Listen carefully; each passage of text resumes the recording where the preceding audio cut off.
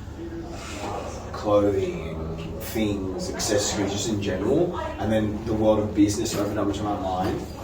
And then, I just found some things that were just a little bit too high quality in the sense that because the quality is so high, the price point is also high. So because the price point is also high, I couldn't justify like selling that as a being. So I didn't want to like get a plain t-shirt and then sell it for like $90 or because it cost me $50 to make. You know what I mean? That's right. No one's gonna like. Maybe obviously something weird, but I'm talking about the masses. Like no one's gonna walk up to the merch table and be like, "You need that $100 t-shirt." It's not like a thing. Obviously, like I am going to do it. People do it, and it is a thing. But like the whole wall can't be like $100 shirts. Yeah, that's right. I mean, you know what I mean? Yeah, absolutely. Yeah, I mean, that was like. And then I started designing. Delegated. Like, this is my passion project. And this is the band. It's good, man. Like it's really cool stuff. Yeah, I don't know.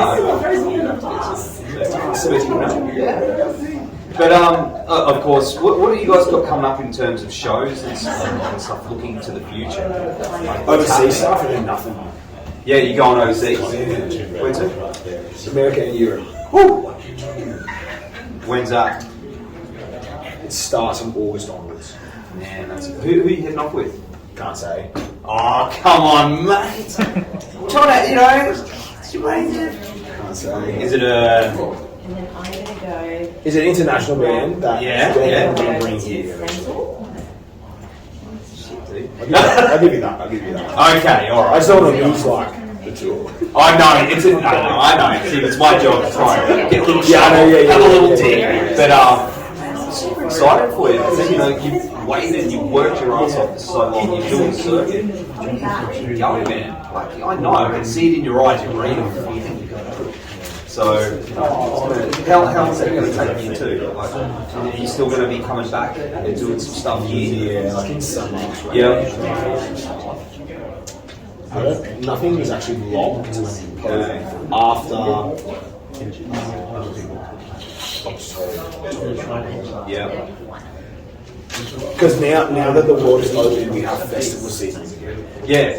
Like your winter runs, you have your summer runs, then you have overseas runs. So it's like, I feel like, not just us, but like heaps of bands are like trying to figure out which slot they want to go into. End of the day, it's business, you know what I mean? Like, of course, it's a passion project, love it, my heart's in all that stuff. But like, someone's got to do it. You know what I mean? And at the end of the day, like all bands are like business, and someone needs to just be like, all right, cool. So we need just some sort of a plan. Let's do this so that things like work. You know what I mean? Is it harder? Is it harder now that you've come out of the last couple of years to try and because every man's dog wants to tour now? Like yes and no. Like yes, because of like what you just said, but like no, because I had 2 years to like do festival. It's like this is what I fucking want. That's it. Like there's nothing else that's gonna stop me. Nothing. See, that's an important thing too. I know it gets a little bit rocky some people, but it is true, man. That whole power of manifesting and putting that opportunity out there, it works, dude. Is that something you find you practice a lot? Is that fully? Yeah. Visualizing. 2 million trillion. Another thing as well was like, you have fans, I don't like saying that word, it always feels a bit cringe, like I just like saying friends or people that like our band. Saying fans makes me feel like I'm above them, like, we were going to go into 2 years of lockdown and then just not go crazy when it opened up. It feels like you feel like I at least feel like you owe it to them.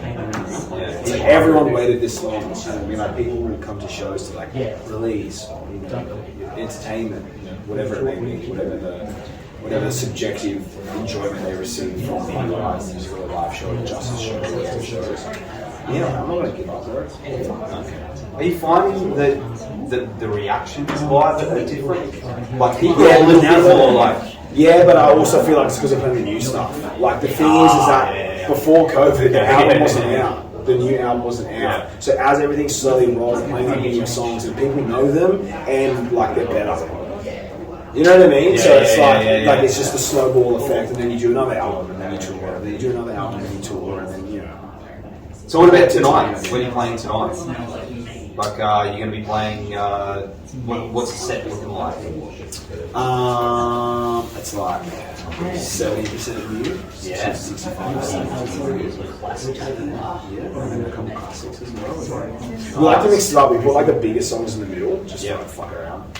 And we just end it with like a mad song. But it's not a single. Yeah. That's the way to do it.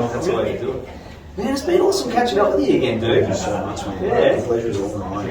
Awesome. Well, we are here at Full Tilt, of course. Yeah. Mate, Justice blah, blah, blah. Someone said it off the other day. A band, they're like, Justice for the thing. Mate, I can't even talk properly today. It's been a long day. But thank you for joining us, bro, and all the best to you and the boys, and we will see you guys very soon. Thank you so much. You're a great one. Thanks, man. No problem at all.